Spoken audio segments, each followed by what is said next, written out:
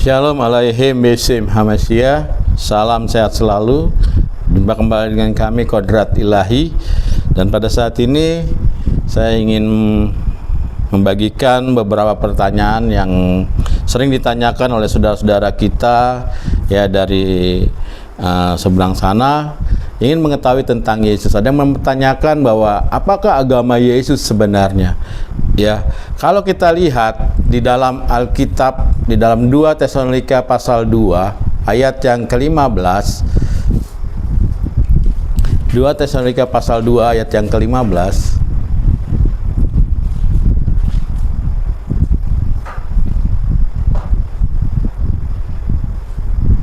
Tesalonika 2 ayat 15. Sebab itu berdirilah teguh dan berpeganglah pada ajaran-ajaran yang kamu terima dari kami, baik secara lisan maupun secara tertulis. ya, sebab itu berdirilah teguh dan berpeganglah kepada ajaran-ajaran yang kamu terima dari kami, yaitu ajaran para rasul yang mereka hidup pada zaman Yesus dan para murid-muridnya dan rasul-rasul, 70 rasul. Apa ajarannya? Secara lisan dan secara tertulis. Yang tertulis adalah Alkitab, secara lisan adalah secara sejarah atau tradisi, paradosis. Ya, pada zaman masanya Yesus, ya Yesus tidak mengajarkan tentang kekristenan. Ya, tidak mungkin lah, karena sebab arti Kristen itu adalah pengikut Kristus atau dari kata Kristos, ya. Tidak mungkinlah Yesus mengikuti dirinya sendiri. Jadi yang diajarkan pada saat itu adalah kitab Tanakh, ya, kitab Torah, hukum-hukum, Nikubim dan Kitubim, artinya hukum-hukum dan kitab nabi, catatan para nabi dan kitab sejarah. Dan setelah itulah, ya, pada masa zaman para rasul baru timbullah kekristenan di Antioquia dengan arti kata dengan pengikut Kristus. Ya, jadi para rasul lah yang mengikut Kristus. Itulah sebab itulah disebut dengan Kristen. Jadi tolong disimak, ya, tidak mungkin Yesus itu membawa kekristenan. Jadi tidak mungkin Yesus mengikut dirinya sendiri, sebab Kristen itu artinya adalah pengikut Kristus. Itulah sebabnya muncul kekristenan itu pada saat di Antioquia. Ya, pada saat itulah dikatakan inilah pengikut Kristus atau Kristen itu sendiri. Ya, jadi kenapa apa yang dibawa Yesus pada saat itu? Ya, ajaran-ajaran, ya, catatan para nabi dan juga kitab-kitab hukum-hukum, ya, pada masa itu. Itu sebabnya juga Yesus, bagaimana cara Yesus juga beribadah? Ya, apa yang diajarkan para nabi terdahulu. Seperti kita lihat di dalam kitab Mazmur, ya, Mazmur 119 ayat yang 164, ya, Mazmur atau Zabur, ya, catatan para Daud, ya. Mazmur 119 ayat 164.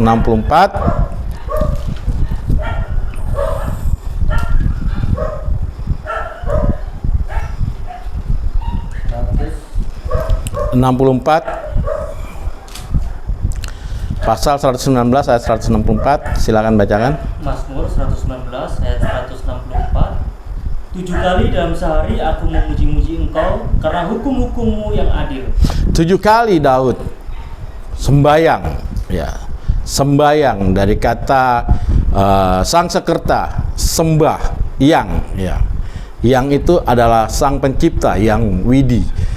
Ya, sembah yang, ya, 7 kali, ya, Daud memuji atau sembahyang pada saat itu. Ya, begitu juga Yesus mengajarkan para murid dan para rasul, ya, mereka mengadakan sembahyang. Ya, kita lihat di dalam Kisah Para Rasul pasal 2 ayat yang ke-42. Kisah Para Rasul pasal 2 ayat 42.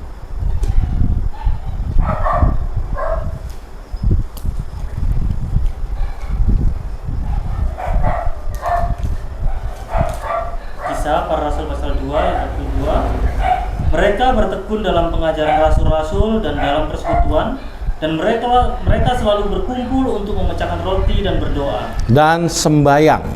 memecahkan roti. Ya, artinya memecahkan roti itu adalah tubuh Kristus dan sembayang. Ya. Jadi ada waktu-waktu sembayang, dan juga kita lihat di dalam Kisah Para Rasul pasal 3 ayat 1. Kisah Para Rasul pasal 3 ayat 1. Pada suatu hari menjelang waktu sembahyang, yaitu pukul 3 petang, naiklah Petrus dan Yohanes ke bait Allah. Pada suatu hari, pada saat pukul 3, ya, pada waktu sembahyang berarti ada waktu-waktunya. Jam 5, jam 9, jam 12, jam 3, jam 7 dan jam 12 malam. Ya. Kenapa para rasul melakukan itu? Kenapa para rasul melakukan sembahyang jam 5? Ya, karena mengingat akan kebangkitan Tuhan Yesus jam 5 pagi. Ya. Salat awali. Ya, kalau saudara kita katakan salat subuh. Ya, seperti itu. Kenapa melakukan sembahyang jam 9 pagi? Karena mengingat akan pencurahan Roh Kudus. Ya. Jam 9 pagi Roh Kudus dicurahkan di loteng pada saat para rasul berkumpul. Lalu kenapa melakukan sembahyang jam 12 siang? Karena mengingat akan penyalipan Tuhan Yesus jam 12 siang. Ya.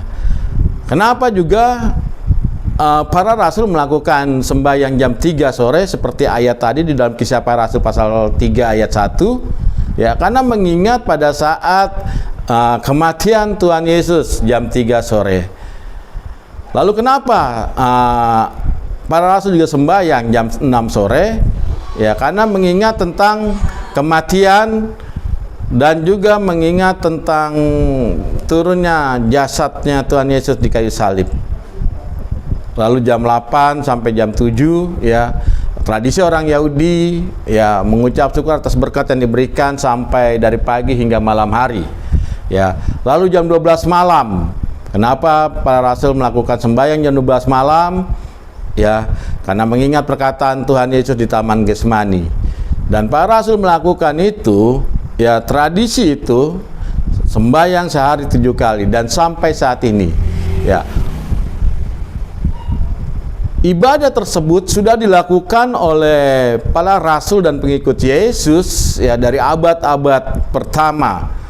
Ya, dan juga diteguhkan pada saat pencurahan Roh Kudus, ya, pada tahun 33 Masehi di loteng hari Pentakosta. Ya, ibadah tersebut sudah dilakukan sehari 7 kali. Ya. Dan kita sudah lakukan itu sampai saat ini. Itu sebabnya, ya, pada saat di loteng, ya, gereja pertama kali dilahirkan yaitu gereja ortodok. Ya. Ortodok itu dari kata ortos dan doksi atau doksa. Artinya pengajaran atau pengajaran yang lurus, ya, atau yang benar. Dan pengajaran itu sampai saat ini dilakukan. Itulah pengajaran kekristenan mula-mula, ajaran para rasul. Ya. Jadi itulah yang diajarkan oleh Yesus, apa tradisi para nabi dan pada saat ini dilakukan. Ya, itulah kekristenan yang abadi. Ya, apa yang diajarkan Yesus dan para 12 murid dan para rasul dan sampai saat ini. Ya, itulah ajaran kekristenan mula-mula. Ya. Lalu ada beberapa pertanyaan. Ya. Apakah Yesus Tuhan? Ya.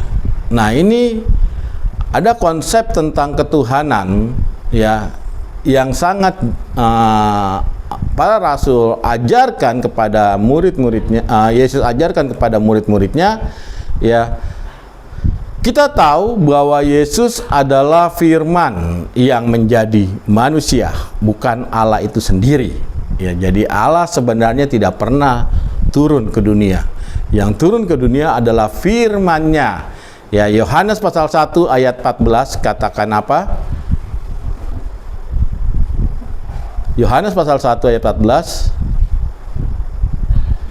Firman itu telah menjadi manusia dan diam di antara kita, dan kita telah melihat kemuliaannya, yaitu kemuliaan yang diberikan kepadanya sebagai anak tunggal Bapa, penuh kasih karunia dan kebenaran. Firman itu telah menjadi manusia. Ya, sebelum menjadi manusia, ya firman itu ada di dalam Allah. Yohanes 1 ayat 1 dikatakan, pada mulanya adalah firman. Firman itu bersama-sama dengan Allah, dan firman itu adalah Allah. ya, dikatakan en haki kai kologos, hai kologos. Firman telah ada dan firman itu ada di dalam Allah, dan firman itu bersama-sama dengan Allah. Ya, jadi firman itu di dalam Allah, dan firman itu yang menjadikan semuanya. Ya, coba kita lihat di dalam Yohanes tadi ayat pertama dan pasal pertama ayat 3 dikatakan, segala sesuatu dijadikan oleh Dia, dan tanpa Dia tidak ada sesuatu pun yang telah jadi dari segala yang telah dijadikan. iya, segala sesuatu dijadikan oleh Dia. Siapa Dia? Firman. Ya, pada saat itu firman itu belum menjadi manusia. Jadi telah dijadikan oleh firman-Nya. Ya, kita lihat coba, apakah benar firman yang menjadikan segalanya? Kita lihat Kejadian pasal pertama, ayat yang pertama.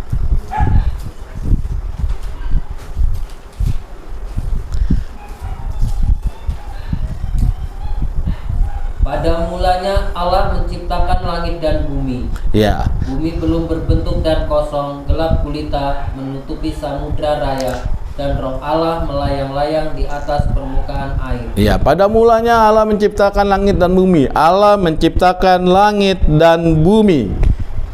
Ya, dan bumi belum berbentuk dan roh Allah melayang-layang di permukaan air. Ya, dikatakan dalam konteks bahasa aslinya ruah, ya, Elohim merah efet. Roh Allah mengerami air. Kenapa air harus dikerami? Ya, karena unsur penciptaan adalah air. Bumi, cakrawala, langit, dan segalanya unsurnya adalah air. Jadi binatang apa yang mengerami adalah unggas. Itu sebabnya ya pada Matius pasal 3 ayat 16 ayat yang ke-13 sampai ke-17 dikatakan, pada saat Yesus keluar dari air, ya roh Allah turun seperti burung merpati, unggas. Ya.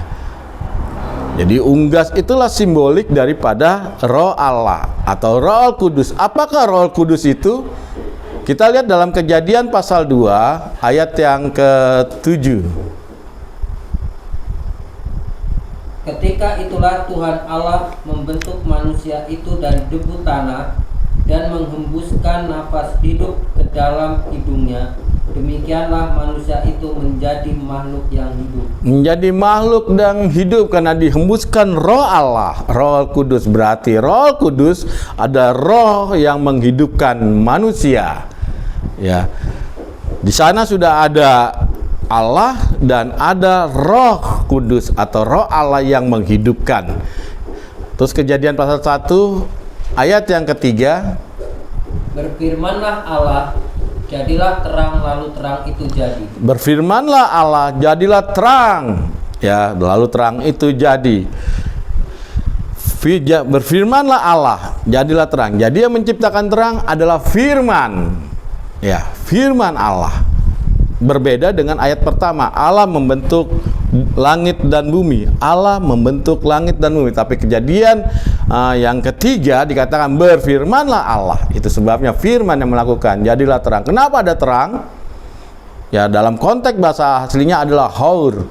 Haur artinya terang yang sumber dari segala terang. Terang itu datangnya dari Allah sendiri karena Allah adalah terang dunia.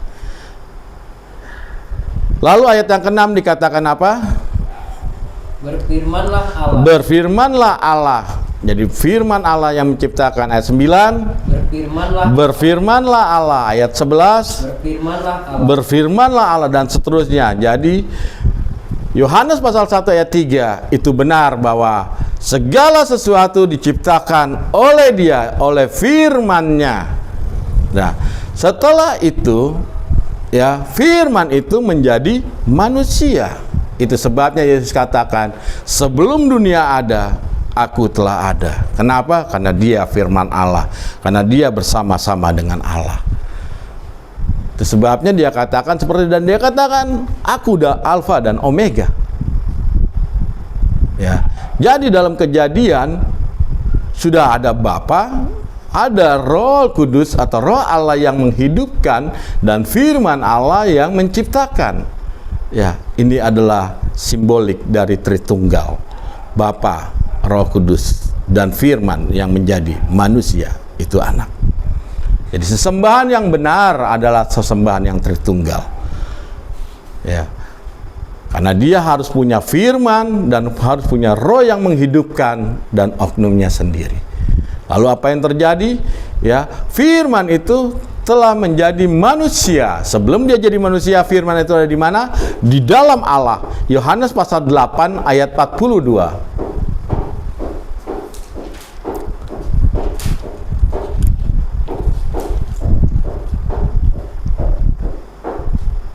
Kata Yesus kepada mereka, "Jikalau Allah adalah Bapamu, kamu akan mengasihi aku, sebab aku keluar dan datang dari Allah, dan aku datang bukan atas kehendakku sendiri, melainkan Dialah yang mengutus aku." Ya, sebab aku datang dan keluar dari Allah. Apa yang keluar masuk dari Allah? Firman. Sebelum firman itu keluar dari Allah, firman itu ada di dalam Allah. Jadi firman itu dikandung dalam pemikiran Allah. Ya, sesuatu yang dikandung lalu dilahirkan, itu disebut juga dengan anak. Itu sebabnya firman itu disebut dengan anak. Nah, karena firman itu satu dan Allah itu satu, disebut dengan tunggal. Ya.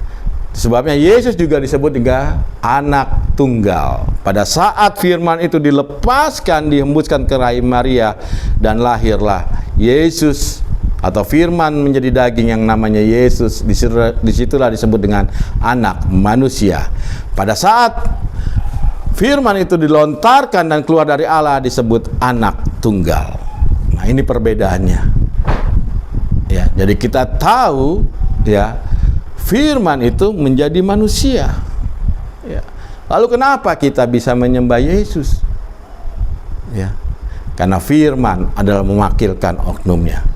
Suatu contoh, ya, pada saat saudara saya merekam tentang khotbah saya, ya, lalu rekaman saya dibawa oleh saudara dan saudara mendengarkan kepada teman saudara. Teman saudara bertanya, siapakah itu yang berbicara? Pada saudara katakan, oh, itu Pak Gabriel. Padahal itu bukan saya ada misalnya di tempat lain, tapi itu suara saya. Nah, suaranya mewakilkan saya. Begitu juga firman Allah. Firman Allah mewakilkan Allahnya. Itu sebabnya Yesus bisa disembah. Karena apa? Karena dia firman Allah. Kenapa dia harus turun menjadi Tuhan di sana? Karena menguasai dunia. Ya, segala kuasa diberikan oleh dia. Kurios. Kita lihat dalam Matius 28 ayat 18.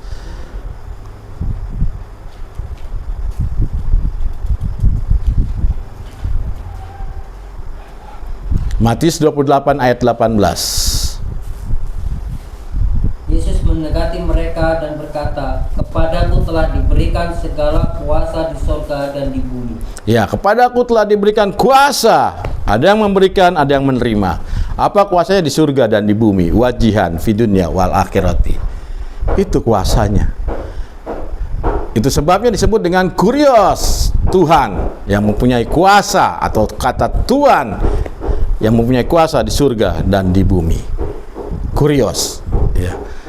Karena kurios mempunyai banyak arti, bisa mengartikan kata Tuhan, Bapa, atau Tuhan. Ya. Nah, dalam kamus Indonesia tidak ada kata yang bisa menerjemahkan kata kurios, karena mempunyai satu kalimat mempunyai dua makna. Ya, kecuali bahasa Jawa. Bahasa Jawa ada yang disebut dengan Gusti, bisa menggunakan kata Gusti Allah, juga bisa dipergunakan untuk Gusti Hamengkubuwono untuk manusia, sama dengan kata kurios itu. Jadi makna kurios itu dalam sekali, ada mempunyai dua makna. Ya, jangan kita salah tafsir dalam melihat tentang ketuhanan Yesus. Ya, Nah, sampai di sini saya bisa menjelaskan semuanya. Mungkin di waktu-waktu yang akan datang saya akan menjelaskan selanjutnya ya. Semoga video ini dapat memberkati saudara dan banyak dapat membagikan pelajaran buat saudara ya. Kiranya Tuhan Yesus memberkati kita semua. Shalom.